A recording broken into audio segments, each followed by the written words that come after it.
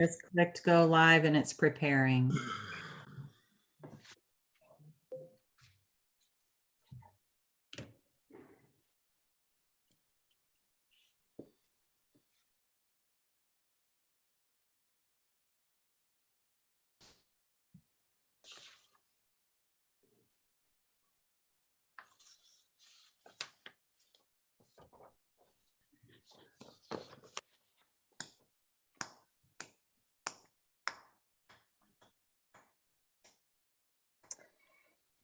The board reconvenes from closed session to open session. We have a couple items to report. The certified personnel report by a motion by trustee Cox and a second by trustee Solis was passed 6-0.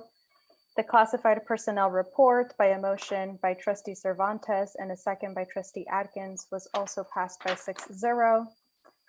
The board approved the denial of claim RMA 001773 by a motion by trustee Atkins and a second by trustee Cervantes with a vote of 6-0. Moving on to our next item, the Pledge of Allegiance. Mr. Collegian. Thank you. Please stand for the flag salute. Oh, that's nice. Ready? Salute.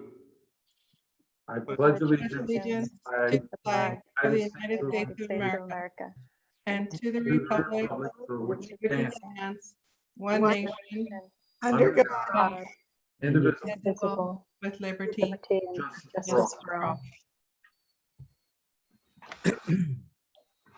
Nice job, Jack. Thank you. Yes, thank you, everyone. Our next item, presentations and reports. We will first hear from Foundation for Central Schools, Ms. Serena Dohe. Hi, thank you guys for inviting me to the Board of Trustees meeting. I'm actually really excited to share a little bit about the last 3 months and moving forward. I plan to do this quarterly, and if I don't talk to you in between then, my line is always open. I know a few of you have reached out to me. There's been some really great news.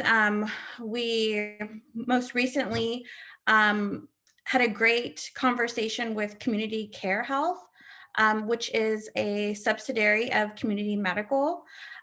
They actually have come on as a title sponsor for the Janessa Ramirez Scholarship fundraiser for the next 5 years.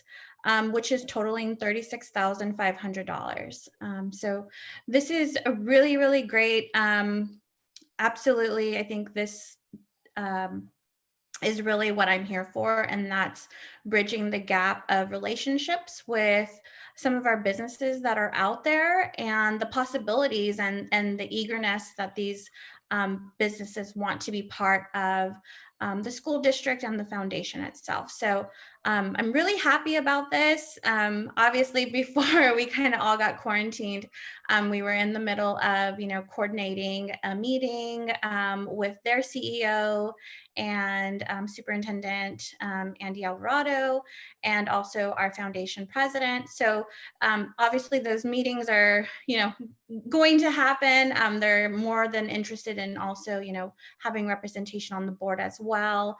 And then also other doors. There's other parts of the community foundation that may also be interested in being a part of the Foundation for Central Schools. So very excited about that. And again, just reaching out to the communities with some of the relationships that I've already had in the community, and also with some of our vendors. I just kind of wanted to name off a couple of, the businesses that I've been nurturing. Valley Children's is one of those as well. I've met with their public relations and communications department as well. We'll be reviewing a mission and kind of looking at each other's ideas and becoming more cohesive here later in April, as well as ProScreen, who is a really great vendor of Central Unified as well. They recently did some work over at our dugout field at East Campus. So ProScreen, again, is one of those companies. They have a big presence in Clovis Unified, and they are looking to be more present, across the valley. And Central Unified was one of those districts that they wanted to be a part of more. So good timing, just a lot of really great feedback from those companies. In addition to that, one of my other missions is to grow the board. And since I've come on board, we've welcomed 2 new board members, which is really great to report. Again, looking at businesses and also hearing feedback of, making sure that the community is involved and, looking for a mixture of people. We've brought on, again, a business person, Brett Caton, who is with Business California Risk Management. And then our second is Sarah Ruiz, who is actually the Harvest Elementary PTA president. She's, extremely active in the community. She has children that attend Central Unified, so she just has a different perspective and is going to bring that to the board as well. So currently with that outreach for new board members, again, that's through business to business, vendors relationships, and then I've also reached out to the PTAs and have also set meetings that right now are a little postponed. But I will be speaking at all the PTA meetings as well and letting them know the foundation is here to support and answer any questions that they might have about the foundation. And then looking for those, interested of wanting to be more involved, whether it's as a board member or as a volunteer with events.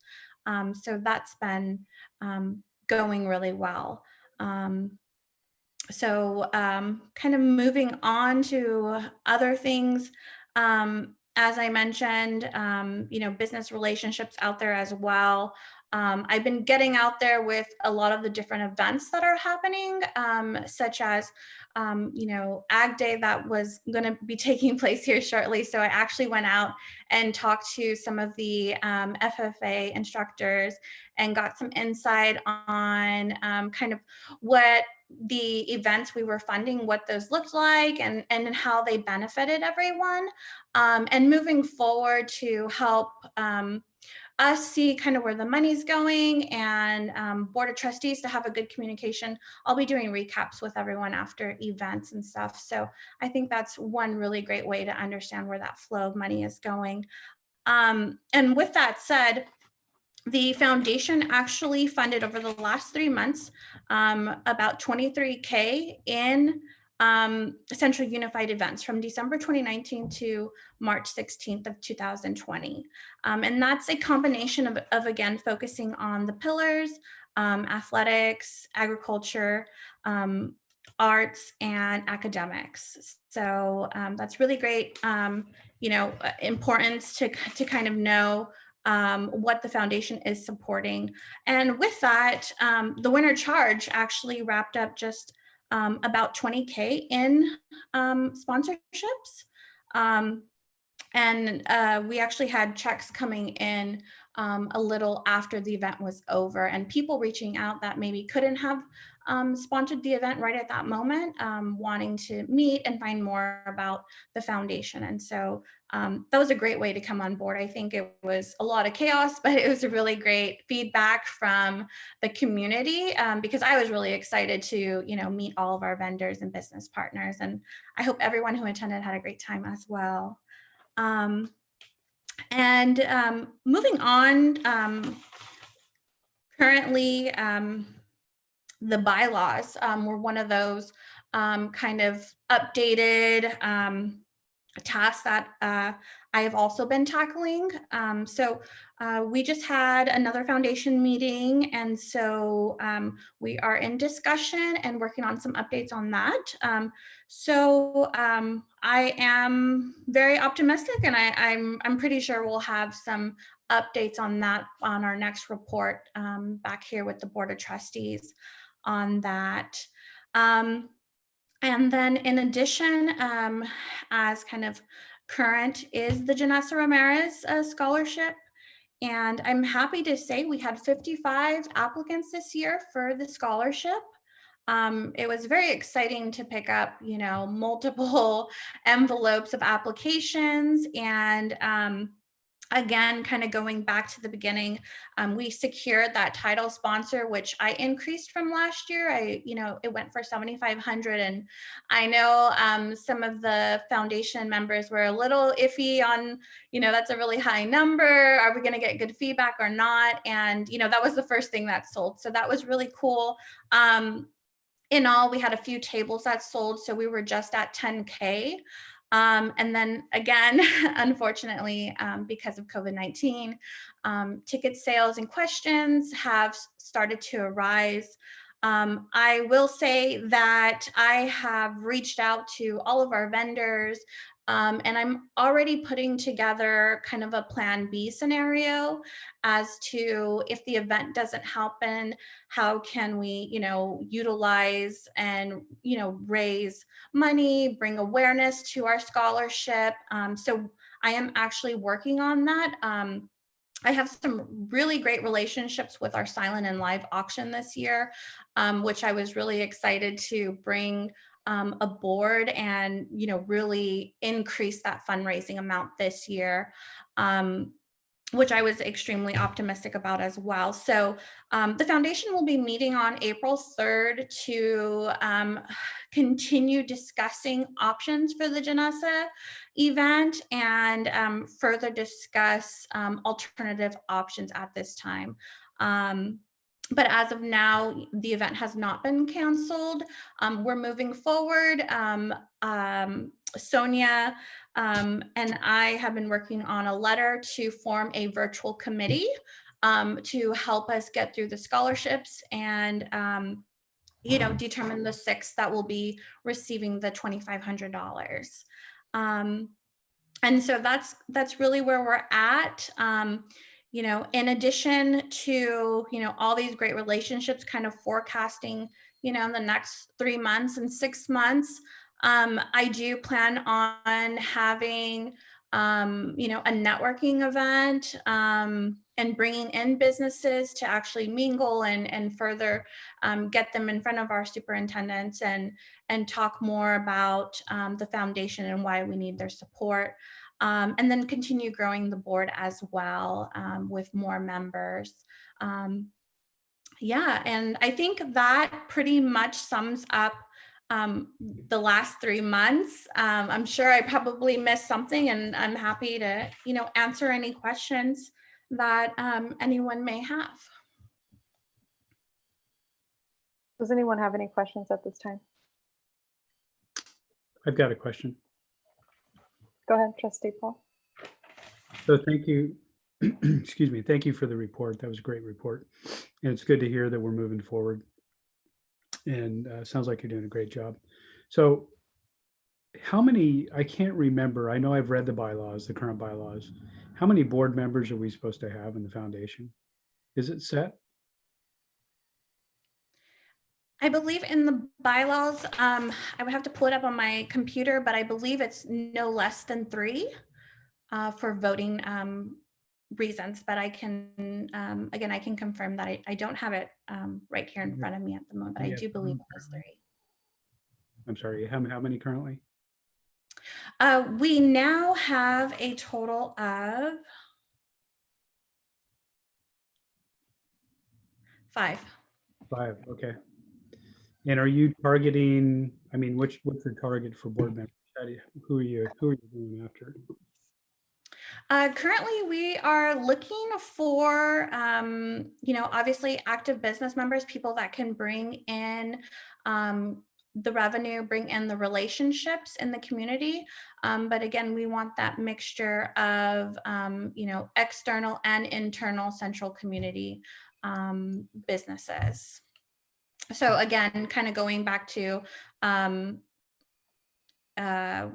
we have Sarah Ruiz, who is a PTA president for Harvest Elementary. And then we have someone like Brett, who is a vendor of ours that we do business with and who also works, exterior outside of Central Unified. So it's that mixture. And then of course that network of business partners and relationships that they can then bring into the school district. Great. Thank you.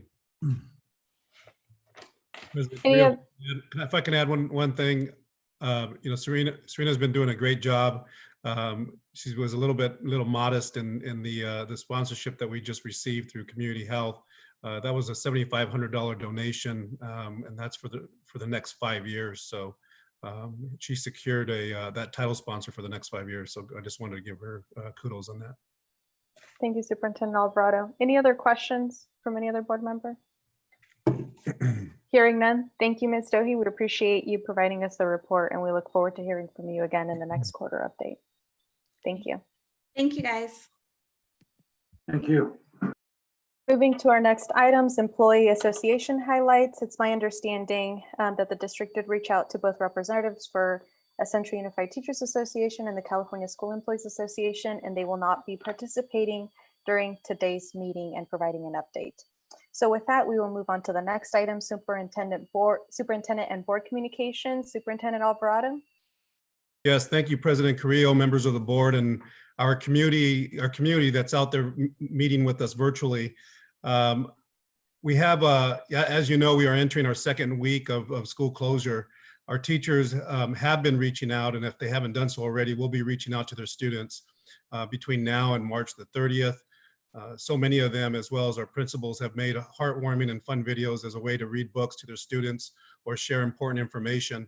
We'll be featuring some of those videos in a centralized location by the end of the week. In addition to that, we're averaging close to 6,000 meals a day at our distribution sites, totaling to date over 25,000 meals since the closures began. So, thank you to all of our staff, both certificated and classified, but especially our child nutrition staff, which is headed by our director, Alyssa Engel. In addition to that, our custodial staff will begin disinfecting our schools and our district sites. I believe either they started today or they're going to tomorrow, but we'll be disinfecting those sites over the next several days. We did send out a video message. If that hasn't gone out yet, it will hopefully by the end of the night. The file is pretty lengthy, so we're trying to upload that, but there will be a video message that we prepared today that will be sent out to our community. So hang in there, let's hang tight. We'll get through this together. There'll be more information that's forthcoming. We are working on a special board meeting, hopefully for Thursday at 6 o'clock. We will finalize that after this meeting and maybe possibly into the morning hours. But it'll be regarding the COVID-19 school closures and any information moving forward. Thank you, Superintendent Alvarado. Any comments or updates from any members of the board? Hearing no response, I just want to thank the staff and all of the board members for participating in today's virtual meeting, and also to all of our community members. And with that, we are opening the phone to public comments. Can I add one more thing, President Carrillo? Yeah, just give me 1 second. Sure. So if we have any community members that are listening, if you need to call or have any comments that you'd like to share with the board, they're not related to any of the agendized items, please call in at this time. Go ahead, Superintendent Alvarado. I just wanted to clarify regarding our foundation meetings. The foundation meetings have been meeting virtually as well. The last meeting that we conducted was through this Zoom platform, and we will continue meeting virtually until we're given an all clear. Thank you, Superintendent Alvarado. And I do just want to allow another 30, 60 seconds to allow any members of the public who are listening or watching us on the YouTube video to call in if they have any comments.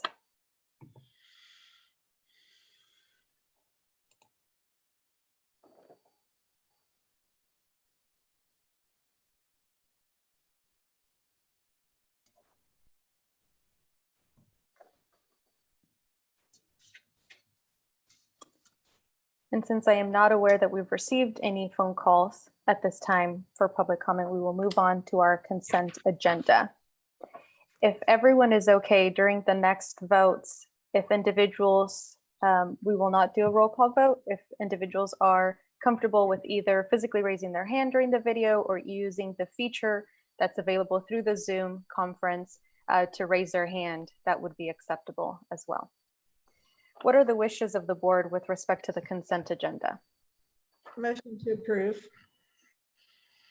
I have a motion by trustee Cox. Is there a second? Second. I have a second by trustee Paul. All those in favor, if you can please raise your hand or communicate in some way to me. Your approval. Thank you. Any opposed?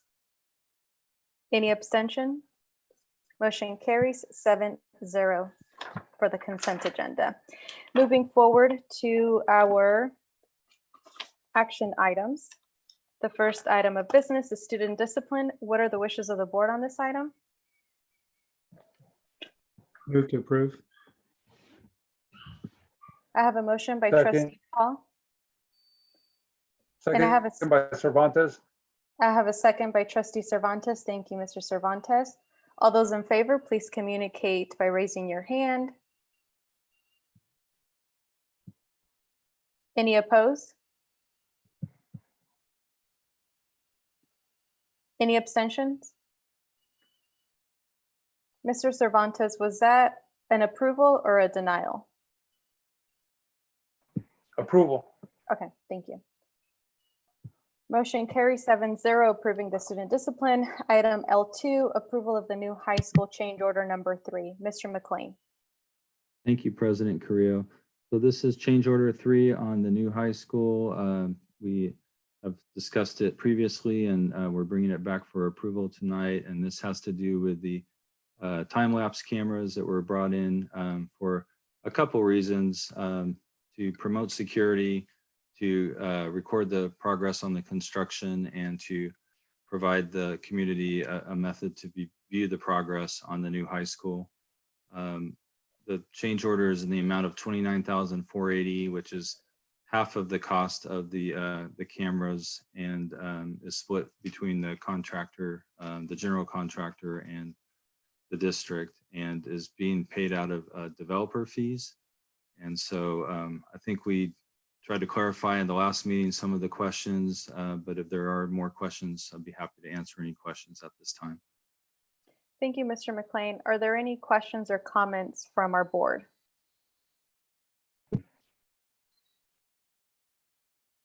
Hearing none, what are the wishes of the board on this item?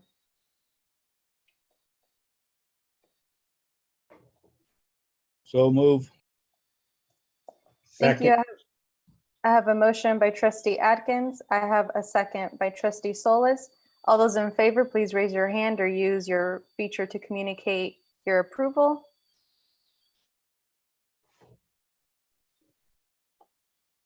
Okay. Any opposed? Please communicate. Okay. Any abstentions?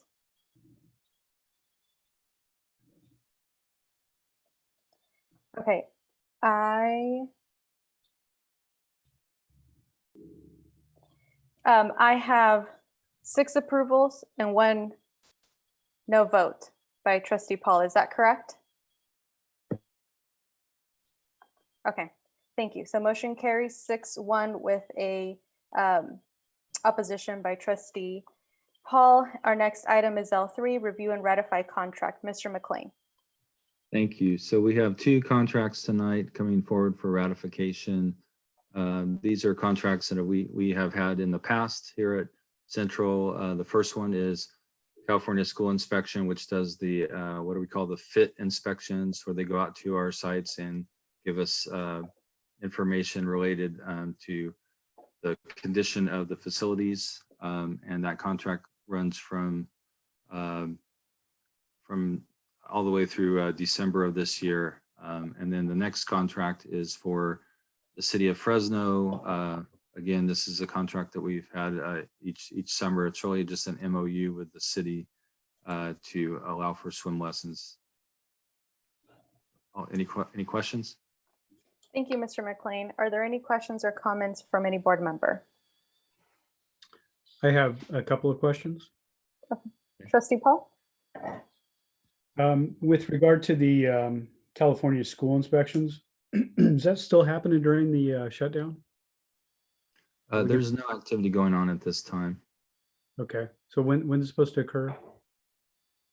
Again, they have a extended period of time, so I can get back to you with more detailed information on time frame, but I Okay. think we're on pause right now. Thank you. And then with regard to the city, I don't know if this is a longstanding program or what, but I know the pool costs quite a bit to operate. Is this just something that we just continue to forward on an agreement that's been in place for a long time? Have we considered asking them to support running or paying for the upkeep of the pool, at least for those few months that they're going to be part of the program there? And then also under item 2C, it says that remaining proceeds will help cover facility usage fees. What are those proceeds? Mr. Paul, I have some information on that. In 2019, Central Unified's portion was $11,831.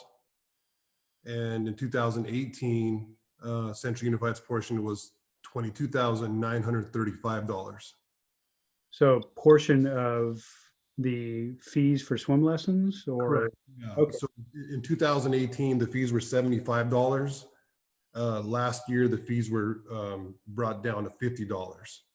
Okay, So those fees, the funds generated from swim lessons in our partnership with the city pay for staffing, insurance, and the remainder of that comes back to us to help mitigate some of the costs that you mentioned. okay. I just wanted to make sure that it wasn't a total freebie. No, it Thank wasn't. In 2018, we serviced 762 students, and last year was 801. So it's been a pretty good experience for our community. Yeah, it's a great complex, so thank you. Thank you. Trustee Cox? Yeah, I just had a quick question, Mr. McLean. Did you verify? I thought I saw a memo going by that the swim lessons may have been already canceled for the summer. Did we kind of verify that? I have not heard that information, so I can check on that. Yeah, No. Trustee Just- Cox, I have not heard that either. Okay, just might want to just verify. It's possible, it could be just conversation right now, but it looks like there might be a consideration of that if the governor's holds true that we won't be joining back until the end of the summer. Yeah. And in this limbo time right now of not knowing what's going to happen next. I'm very supportive of this contract. It does benefit our district. It's been paying for a lot of the staffing that we previously paid for. I think it's a great community service, so I wouldn't mind approving it and then just finding out later if it's actually going to go forward. Yes, we can report back on that. Thank you, Trustee Cox. Any other comments or questions? Hearing none, what are the wishes of the board on this item? Move to approve. Second. I'm sorry, who made the motion? I made a motion, but I didn't know if I was first or not, so. Okay. I have a motion by Trustee Paul, and I have a second by Trustee Solis, or was that Trustee Phil. Cervantes? Bill. Trustee Cervantes, thank you. All those in favor, please raise your hand or communicate in some form your approval. Fantastic, thank you. Any opposed? Any abstentions? Motion carries 7-0. Our next item, L4, ratify fund transfers for February 2020. Mr. McLean? Thank you. And the next item is for transfers for the month of February. This is kind of a routine item we bring forward to the board every month. Transfers processed through the County Superintendent of Schools office. Asking for the board to ratify these fund transfers for February. Thank you, Mr. McLean. Are there any comments or questions from any board member? Hearing none, what are the wishes of the board on this item? Motion to approve. Okay, I have a motion by trustee Cervantes. Was that a second, trustee Chan? And I have a second by trustee Chan. All those in favor, please communicate aye somehow. Great. Any opposed? Any abstentions? Motion carries 7-0. Our next item, L5, adopt resolution number 1920-46 in recognition of School Bus Drivers Day, April 28th, 2020. Mr. McLean. Thank you. So this item is to acknowledge the services of our bus drivers and our staff related to the services they provide, transportation and keeping students safe. And usually this comes forward in April, but realized that it was coming up on the next board date, which is April 28th. So wanted to bring it to the board prior to that date. And so we're asking the board to adopt this resolution in recognition of our school bus drivers. Thank you, Mr. McLean. Are there any comments or questions from any board member? Hearing none, what are the wishes of the board on this item? Motion to approve. I have a motion by trustee Solis. Is there a second? Second. Okay, I have a second by trustee Paul. All those in favor, please raise your hand. Any opposed? Any abstentions? Motion carries 7-0. Next item, L6, approve Harvest Elementary Portable Project number 1920-103. Mr. McLean. Thank you. So this is related to the portables to be placed at Harvest. The board discussed this and approved a proposal last April to relocate 6 portables and 1 restroom building from Tilly to Harvest to accommodate current and future growth. The district held a bid opening on March 4th, and open bids were done at that time with the lowest responsive bidder being Ardent General. And the total cost of the project is attached to this item. This project is being funded through a combination of developer fees and deferred maintenance funds. And all the information is attached. We're asking that in the interest of time, this project is trying to get completed prior to the start of the school year. And because of the potential impacts on the schedule due to the COVID crisis and impacts on contractors and supplies and all that, we'd like to recommend it be approved tonight for the Harvest Elementary Portable Project. Thank you, Mr. McLean. Is there a question from trustee Atkins? Yes, there is. Mr. McLean, I noticed that Hilly Hollow actually had the lowest bid, so why are we giving the bid to the next one up? Yes, so there's certain requirements that when they submit their bids, they're supposed to provide certain information. And there were some issues related to that excluded them from submitting what we would call a responsive bid. So we did speak with them, and they are aware that their bid was not approved, and we're going to the next lowest bidder. Trustee Chan? Following up on Mr. Atkins's question, however, at least in the contract or at least the bid, summary as submitted to us, Mr. McLean, the bid amount for Ardent, in terms of where it says the lowest responsive bidder, the amount written is the amount that was submitted by the Hilly Howell Construction Company. I'm sorry, could you clarify that question? I'm not sure I understood the question. Sure. If it's probably easiest if you just read on with me. Do you have the low bid summary sheet in front of you? Or I do. So if you look at the bid amount, the dollar amount written for Ardent General Incorporated for the lowest responsive bidder, the amount written there is actually the amount that was bid by Hilly Howell Construction. Oh, I see. Yeah, I think there's an error there. Joseph, I have Joseph on the phone, so I'm going to patch him in and he can speak to that. Joseph, are you there? Yeah, I'm here. Go ahead. So yeah, that is a clerical error. We'll get that resolved. That is a sheet that calculates automatically. That should have been. So yes, you're correct. Art in general, the lowest responsible bidder is 597,790. 497 or 597? 597 or 790. Oh, So the one that's listed at 594,311 is incorrect. That sheet calculates automatically. So the dollar amount should read 597,790. that's correct. So apologize for that error. We'll make that correction. Is that clear to the board? Yes. Yes. Trustee Cervantes, did you have a comment or question? No, I did not. I had a quick question. So, Mr. McLean, so we originally estimated this portion of the bid would be over $1 million. So that's really quite a savings. Is there any reduction in scope, or was this just basically, we got a great savings on it?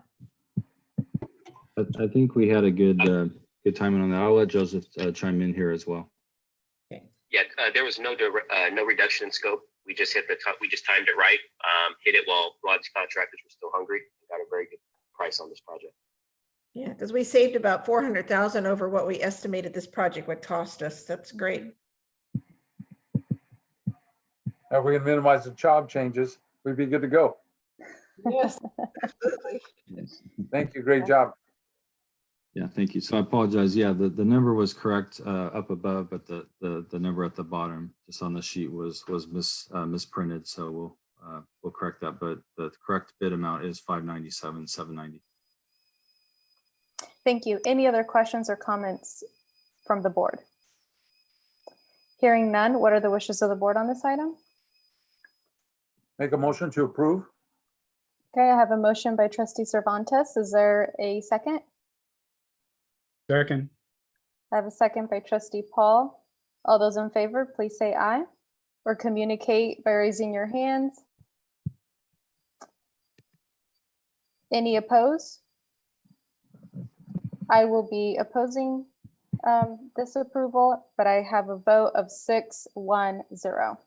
So the motion passes by 6 votes. The next item, L7, approved district office portable project. Mr. McLean. Thank you, President Carrillo. So this, again, is also related to relocation of portables from the Tilly site. And there was a bid held just last week. And the lowest bidder being Davis Moreno for a base amount of $460,000. I think we have that sheet correct. The overall project is a cost of $601,000. And this will enable, give us a little more room for our staffing needs and conferencing needs at the district office. This project is being budgeted out of general fund and deferred maintenance funds. Thank you, Mr. McLean. Are there any comments or questions from the board? Trustee Cox?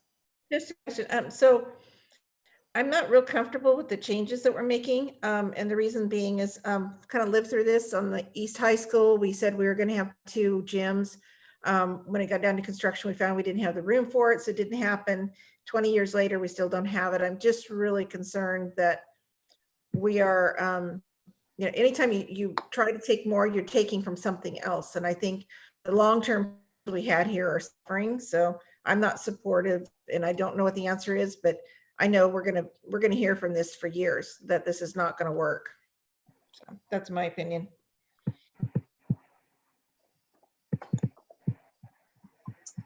Any other comments or questions from any other board member? Hearing none, what are the wishes of the board on this item? President Carrillo, Yes? quick question. I was just wondering if I could get Trustee Cox to elaborate on that. She said we're living with it. Can you elaborate on what the long-term issues are besides no gym? Okay, so my feeling is that we had to do this when we opened the other high school or Central East. We at the last minute, and we also it happened at Rio, where the construction had to be reduced after we approved all the architectural plans. Here, we're needing to redo this again, and the issue comes up. Oh, we know actually. Trustee Cox, this is L7. I've gotten one for it. There's technology for you. My screen jumped up. So I No will worries. take those comments and reserve them for the next item, okay? Thank you. Understood. So L7, approved district office portable project. Are there any questions or comments on that project? No, sorry. Okay, Motion to Hearing- approve. thank you. I have a motion by trustee Cervantes. Is there a second? Second. I have a second by trustee Solis. All in favor, please say aye or communicate your approval. Fantastic. Any opposition? Any abstentions? Motion carries 7-0. Item L8, approve new high school athletic fields. Mr. McLean. Thank you. So L8 for the high school fields, we had discussion with this last time, and we brought some additional information here to bear after the discussion. Again, this option was talked about extensively to look at what really needs to be put out there in the future. And so we tried to give the board a good breakout of the costs. We do have some other funds that can be brought into bear here, including the Measure B bond funds that are still available to us, are authorized for additional bond issues. So the estimated costs on the alternate ball fields are $2,130,000 with the drawings that are attached. There's a drawing there as well showing the snack bar options, and this is kind of the estimate at this time with the restrooms and snack bar would be a $1.5 million item. And then the soccer fields north of the solar canopies that we talked about at the last meeting, the cost on that we have at this time is $1.8 million and change. And the total there is $5,485,500. We also expect to get some credits in the scope of the contract as we are revising from the original project design to a new design. Again, we tried to provide all the attached information, and would be happy to take questions from the board on this item. Thank you, Mr. McLean. Trustee Cox. Yeah, I just want to finish my elaboration of that last comment. So I think this is an really extra-dependent cost, and I appreciate that we have Measure B or to still, our bond B still to do it, but we still have not completed our list of other projects on that bond B. So what are we losing? What are we not going to be able to get done because we've added some new costs? And I'm not supportive of taking fields off of Glacier Point. Glacier Point is going to be in a growing middle school, and they're landlocked. They're not going to be able to take more land. So as that middle school grows, we've now taken up it for high school use. We talked a little bit last time about the mixture of the kids, the high school and middle school. So again, I'm just going to vote a no support on this item. Thank you, Trustee Cox. Any comments or questions from any other board member?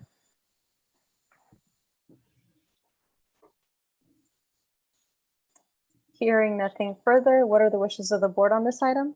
Motion to approve. Second. I have a motion by trustee Solis and I have a second by trustee Cervantes. All those in favor, please communicate your approval.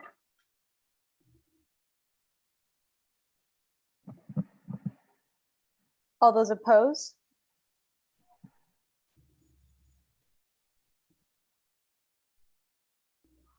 Any abstentions? Okay. The motion does not pass. I have 3 yes votes and 4 no votes by trustee Cox, trustee Paul, trustee Adkins, and trustee Chan. I'm sorry, trustee Chan. So the item is not approved. We move on to the next items on the agenda, information items. M1, receive information regarding employee out-of-state travel. Ms. Davis? Thank you, President Carrillo. We actually have 2 trips on here, and please note in the comments, these of course will be canceled if travel restrictions don't change. But in the event that they are still possible, we wanted to make sure these came forward to you. One is for students annually that are invited to the Young Entrepreneurs Academy, and the second is for a transportation trip. Appropriate documentation are attached. And as we've done in past, we do recommend it come to the next board meeting. If the trips are canceled by that time, we will alert you and remove them from the agenda. Thank you, Ms. Davis. Are there any questions or comments from the board? Hearing none, is it okay if this comes back as a consent item? You can communicate your approval or denial. Okay, seems everyone is okay. This will return under the consent agenda. Item M2, receive information on April's quarterly Williams Uniform Complaint Procedure. Ms. Davis. Thank you. This item opens up the process by which we check in with schools on any formal complaints that have been applied. We are watching releases from our CDE on the holding of public hearings. At this time, we do recommend this item return to our next meeting. We will advertise that we will hold a public hearing. If anything changes in the direction on how that meeting will be held, we'll certainly update you. Thank you, Ms. Davis. Any comments or questions from the board? Hearing none, this item will return as an action item. M3, receive information regarding disposal of warehouse surplus items. Mr. McLean. Thank you. So from time to time, we take items to the board, warehouse surplus items, which are no longer usable by the district. And there's a procedure for this. And all the items are attached to this board item, but we must under law first declare these as surplus and then dispose of them either by offering them through public auction, recycling electronic equipment, or disposing at a landfill. So we're asking for this item to come back on April 28th for action. It requires a unanimous vote for approval, but we would entertain any questions. Any questions, Trustee Cox? Just one quick question. I noticed a couple of buses on here. Are those in compliance with what we've done with the air board where we had to crush them? Or is that what this is? Is this that first surplusing and giving it to them? Or how's that work, Mr. McLean? I can research that and get you an answer on that prior to the next meeting. Okay, thank you. Thank you, Trustee Cox. Trustee Atkins? Yes, I noticed a lot of cannot locates on this list. Is it because they got disposed of, misappropriation, like a pressure water, convection oven? Those are pretty good size items that just, I'm just wondering, I don't know. I was just sort of dumbfounded when I saw how many cannot locates on this list. Computers, laptops, monitors. I don't know. Okay, and I will research that question as well. Is there a reason? You cannot locate them. That's so be it. But is there a reason for this? Is it because,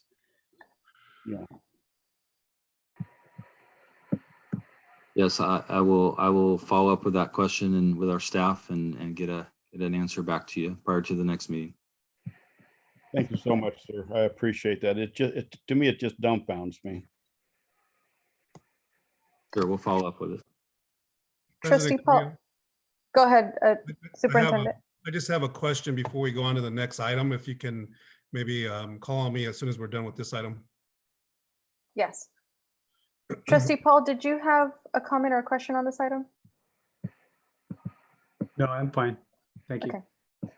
If there are no other questions, then this will return as an action item. And before we move on to the next item, Superintendent Alvarado? Yeah, just in the, I know this is the first time that we're actually having this meeting virtually, and I apologize because my voice was, or my sound was going in and out on L8. I don't think staff really had the opportunity to address some of the board's concerns regarding L8, and especially trustees Cox's concern regarding the middle school use. And I wasn't quite sure exactly what she was referencing in terms of East Campus and how the construction at that site was modified in Rio. But you know, the vote, we went right into the vote with the board, and I don't think staff had an opportunity to clarify. We can actually, if you'd like, we could bring this item back, or you know, I know there's been given a lot of flexibility in how we're running agendas under our current situation, but we would really appreciate the ability to discuss L8 in a little greater detail, because the way that the ball fields are currently designed is completely and entirely inadequate to serve the needs of those students in the future when it comes to baseball, softball, and track and soccer. And so I believe, I mean, I really believe that this item warrants additional conversation before you know, it goes to a vote for denial. But I know the vote's already been taken. If staff has to prepare the item and bring it back so we can have a more detailed and lengthy conversation, we'd be willing to do that as well. So Trustee Cox, did you have a comment on this item? I can't hear you. You are muted. Sorry. So at the last meeting, I think we had quite a few conversation with staff, and I totally get the bad position put into here. But what I'm concerned about is that there's got to be different alternatives to this. I'm not comfortable with having soccer fields on the other side of a road that all of our buses transfer in and out. You know, we're asking the kids to cross over. That wasn't an original part of the athletic field. We've added that, plus we've reduced some of Glacier Point's backfield. And as far as East Campus, what happened was on East Campus, well, Rio Vista specifically more recent, because the architect underestimated the cafeteria there was reduced significantly. And I think everybody knows how small the cafeteria at Rio is. The original plans weren't that, but when the actual engineering got to going, we had to reduce the cafeteria just in this same instance. The first plans were not to scale, something happened, and we have lived with a cafeteria at Rio Vista that's very inadequate. And same thing with the East Campus that was supposed to have originally 2 gyms with it. They didn't allow enough of a footprint for that second gym. So it was built without it. 20 years later, we're still looking on how we're gonna afford or budget for a second. So I just think that this came with get it. We're trying to accommodate the high school, but there's more than the high school at play here. I think there's some issues with maybe rearranging areas that we still have left. We have some area in the admin, where the admin building was going. Can that be utilized rather than taking stuff from Harvest? I think I would like to see a discussion where there's alternatives. This is just not working for me. Can I jump in on that real quick? So the location, if you take a look at the map, the ball field that is on Glacier Point's campus is a proposed junior varsity baseball field. The location where we have it drawn right now on the Glacier Point campus is actually future district land use. Joseph, are you on the phone? Joseph, are you there? Yes, I'm here. So if you can chime in, that section, that part of the land on Glacier Point where we have the junior varsity baseball field design, I believe that was intended for future nutrition, for the nutrition department or for food services. Correct. Yeah, that's registered as a future district facility for child nutrition.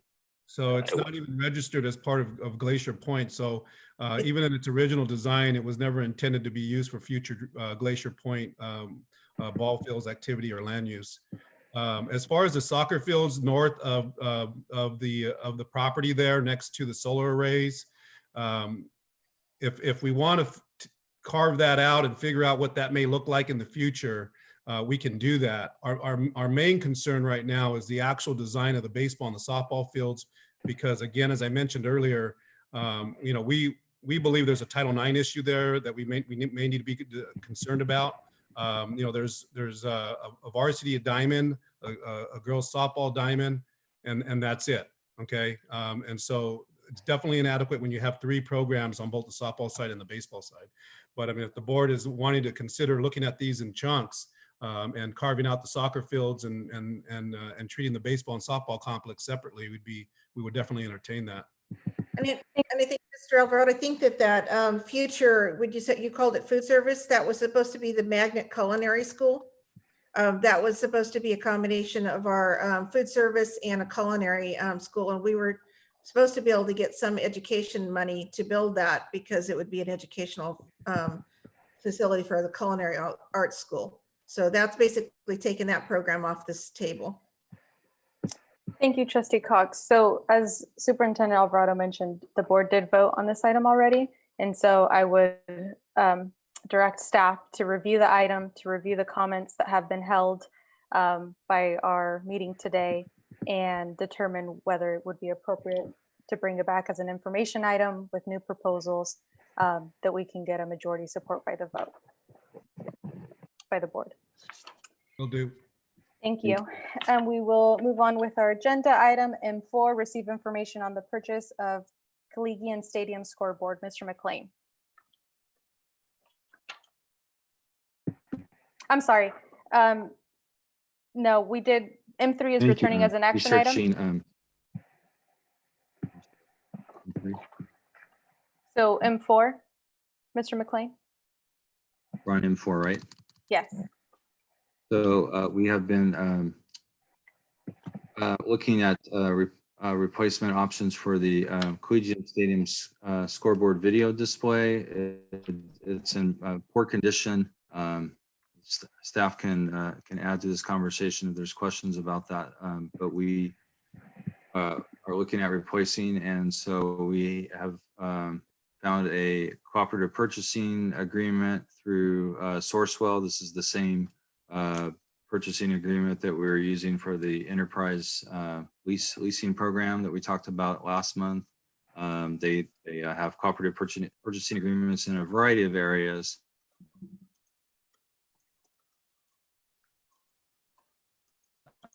A company called Daktronics, and they do have a contract with this cooperative purchasing agreement. So we are at this time recommending that we use that agreement. The pricing on the replacement of the scoreboard video display is $200,473. There's also some installation costs, which is estimated at about $8,500. We looked at different options for how to fund this, and we believe that the best option here is to pay it at this time and then to offset it through the athletic budget over a 4-year period, so that it's basically paid for within the current budget parameters that we have with the athletic department. Thank you, So we Mr. are McLean. Go ahead. entertaining questions on this item. Trustee Cervantes? Mr. McLean, is it possible to seek some corporate sponsorships for perhaps putting their logo on the scoreboard? I know a lot of schools have done that in the past, maybe to offset that $200,000 cost. That is exactly right. There are options to get logos put onto the scoreboard and sponsorships, as well as revenue coming from using the field and the scoreboard for different events. Do we know what that looks like? Perhaps what a corporate sponsorship would cost, Jack? Mr. Savaz, I don't have the price breakdown, but I could say this: it's a pretty substantial digital scoreboard, and it has 6 giant tiles on there. Each one of those tiles can represent a sponsorship, if you will. Anywhere from, I know Sun-Made Raisins had come out and talked to Mr. Pittman prior to, and some of the other agriculture companies in the area have made contact with him as well. They've been talking, but I think the return on this with those 6 tiles and there's a video screen in the middle of the scoreboard as well that does play live video of commercials and such that could also generate funding for not just athletics, anybody who really is using the field. So if the band or any of our elementary programs decide to PTAs or any other connected organizations want to advertise on there, we can arrange a system where those funds go back to those programs as well too. So I think there's opportunity there. What I can say about the scoreboard, because I think I've been around it long enough to where, you know, we have currently surpassed its lifespan. When we purchased the thing, you know, 16 years ago and put it up, we were advised then that it probably had a 12-year lifespan, more or less. And anytime we have rain or fog, or if there's moisture in the air, we are having some major issues with keeping that thing working. The scoreboard itself, we don't have a service provider for it anymore, nor does the company make parts for it anymore. So we're finding parts from different places to make it work. So it's on borrowed time currently, and we believe it's time for an upgrade. Thank you. Trustee Chan?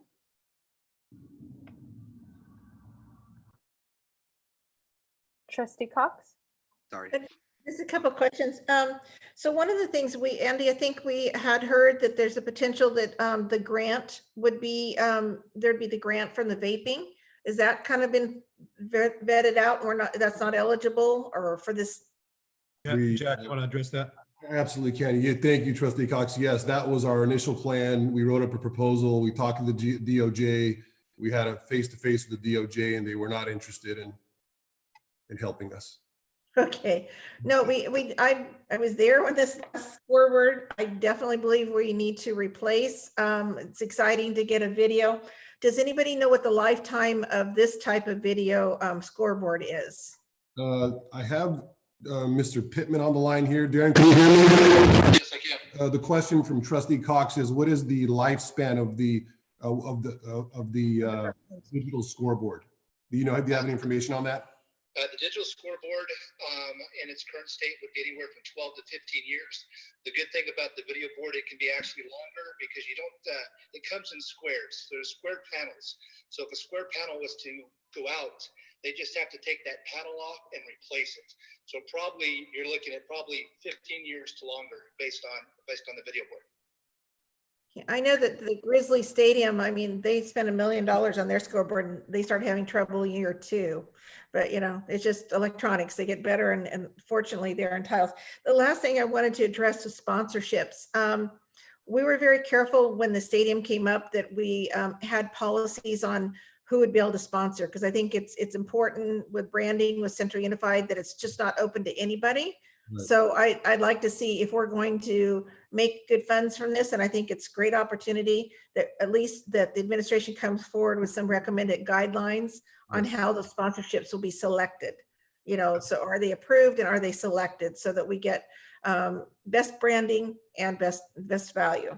Right. We'd have to put together some guidelines and some policies on how to do that, and the approval process, and certainly include the board on some of those decisions in the event that they're less than temporary signage. If it's a signage for 6 months to a year, which would encompass some of those tiles. The digital ones in the middle are like commercials. Those can be reset per event, if you will, or replayed a certain number of times for a certain fee. But those things would have to establish. Yes, absolutely. Okay, thank you. Thank you, Trustee Cox. Trustee Chan? I appreciate actually the question that Trustee Cox made. I was going to make a similar question, but I did want to ask Mr. Collegian in terms of other schools who have advertised in such a manner. Do we have any idea in terms of like percentage of the entire project that they were able to recoup, or hopefully even the whole thing, and maybe even then some? I don't have figures for that, Trustee Chan, but we can certainly find that out. We know that there's some local stadiums here that are using a similar product that Daktronics is currently providing here, your advertisement revenue is always going to be as good as your fishing line, if you will, and how many doors you're knocking on and what partnerships you're creating, similar to what Ms. Dohe talked about earlier in our meeting. But if we're diligent about that and we're reaching out, I think we could definitely generate, some, I don't want to throw a figure out there to be misleading, but I think we could generate some decent cash flow to help offset some of the pricing there. Thank Hey. you. Go ahead. I was just going to make a comment and just tie it potentially with a comment that Trustee Cervantes had made sort of in the past. I know a number of different school districts, even aside from their scoreboards, have actually named, and it ties in terms of even the item that just came before us, but like particular baseball diamonds after individuals, potentially soccer fields and whatnot. But this may be something to explore as potentially as a revenue generating item. Or I know Mr. Cervantes had brought it up in the past, just to honor particular individuals who had a relationship or were even past graduates of Central Unified. Definitely things to consider, yes. I think there's board policy that regulates that too, Mr. Alvarado, in terms of naming buildings or fixtures, permanent fixtures. Yes, I think the board has seen that policy. It might have been before us, last board meeting or 2 meetings ago. Superintendent Alvarado, did you have a comment or response? I was just going to mention what Mr. Collegian just stated, and there's actually board policy that addresses advertising and what have you. So we'll pull that board policy and bring it back to the board so they can have a chance to review that. Great. Any other comments or questions from the board? No, Andy, appreciate that the board policy, that's absolutely what I was pointing to, but I think that's part of the AR part, just the process, like who gets to make the final contract with the sponsorship, guidelines about what type of advertising we accept, and then definitely trying to get the best value from all the bids that we get for that. Sure. Great. So if there's Trustee Cervantes? Can we also utilize our new coordinator for the foundation and maybe some of her relationship with the Valley Children's Community Hospitals, things of that nature? There's some pretty big corporate sponsorships there. Absolutely. Yeah. Sounds like she's got some pre-established relationships we might be able to take advantage of. Any further comments or questions from the board? Hearing none, can we have this item return as an action item and attach the current board policy? And if there's any further discussion with respect to guidance or direction on an AR, we can further discuss that then. Our Very next good. item, thank you. Our next item is advanced planning. Superintendent Alvarado. Yes, thank you, President Carrillo. The 12-month board calendar is attached. If you have any questions regarding the calendar, please contact our office. Thank you, Superintendent Alvarado. Additional information and closing comments by the Board of Trustees. Are there any additional comments any board member wishes to share? Trustee Chan? I did have a question for Mrs. Davis, in some ways tied to an earlier question that Mr. Paul had brought up, although at that time aimed at Mr. McLean. My question was with regards to our academic contracts, specifically contractors that we had, for the whether it be different teacher in services or trainings or PD. How are those sort of impacted in our current state of events? What are the what are exactly the contract obligations in place, and how are those currently playing out? Thank you. We've reviewed all the contracts that we have, and we've put on pause any training that we have so far. Everyone is aware of what we're currently in and has responded that they respect that and understand our circumstances and know that by April 20th, we'll give them notification whether it would be postponed for this current year or move into next year. With each of those contracts, then we'll deal with that separately, dependent on how they were funded, whether or not the clause allows us to pay in advance, so it's captured this year, but days are booked next year, or whether or not we'll carry it over as a liability into the new year and open up a new contract just for the days that are remaining and close out that contract. Each vendor so far is different with regard to that, but we're just currently in contract with them and contact, with them. So more to follow. No one is doing work though at this time. And just on a related question to Mr. Collegian, I did have a question with regards to potentially our non-essential hourly employees. What is sort of their status? How are things going for them specifically during this period? We really haven't called on, well, let's talk in specifics. I mean, we talk about yard duty aides and instructional aides and kindergarten aides, crossing guards, et cetera. We haven't called on them to work just yet. I think right now our predominant focus has been on food services, custodial. Our tech aides have been instrumental in helping pass out some of the instructional packets out of vet services. We have had some work orders, so our maintenance workers also have been engaged.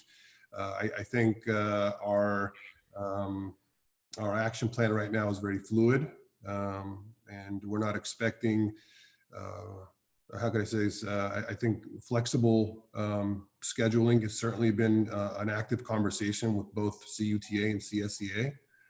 Active dialogue almost on a daily basis as our conditions are changing. I think we're close to, as we continue to dialogue, we're close to establishing memorandums of understanding to define our work and our working relationship during curtailment of schools.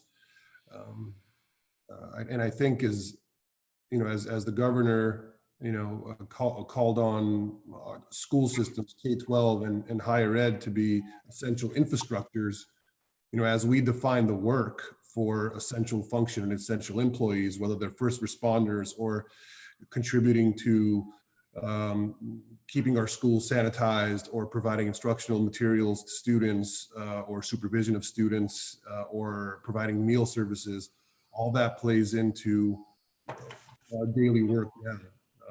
I think for what we're experiencing now in week 2 of this, our new normal right now is to, when the questions are posed to us, get the right people in the room and right people on the Zoom and have effective dialogue to figure out what's best, what's the best action plan to move forward. Whether it's establishing social distancing during the meal delivery between 11 and 1 every day, and then what the cleanup plan looks like prior to that, after that has taken place. And questions regarding telework has come up too. I know our teachers are working hard, our certificated staff are working hard trying to connect with their students and their families, and technology certainly has been a part of that distance learning plan, if you will. So Mr. Kiligian, if I can interrupt you, I know initially at the start of this board meeting, we discussed and Superintendent Alvarado communicated that we're working on calling a special meeting to further discuss the impact of COVID-19 and address some of the issues. So if there are any other questions by the board members at this time, I'd ask that you share those questions and we allow for staff to then prepare and provide a response at a later time when we've properly noticed the item and allow for any public members to be able to participate in that discussion as well. We'll go ahead and bring forward an item to discuss some of the union issues that we're dealing with at the next meeting. Thank you. So on that note, are there any other specific questions that any board member would like to share, would like to request information on? I'd like to point out an email from Judy Martinez saying that there's some frustration in accessing. This was her report in lieu of attending the board meeting, it looks like. So everyone should have gotten this. So she said that there's some issues with accessing online. What does she say? Not being able to log in and help children. This is from parents in the district. I just want to throw that out there to see if that's been resolved or it's being resolved. I know you guys are working hard, but I just want to get that one on the table. Thank you.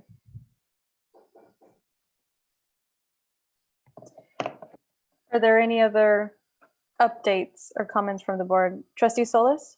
Yes. Can you please bring back with your information how many times you have met with the bargaining groups pertaining to any additions or changes to their MOUs?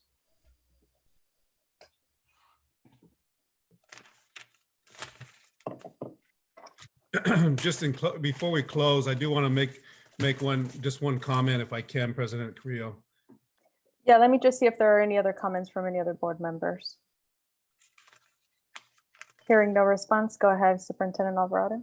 I just want to, just for the record, just to make sure that we're all clear that, we as public employees are government employees at the end of the day.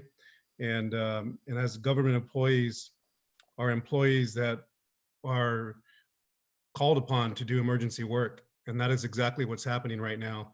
And so I want to thank all of our employees, both on certificated side and the classified side, for stepping up to the plate and answering that call.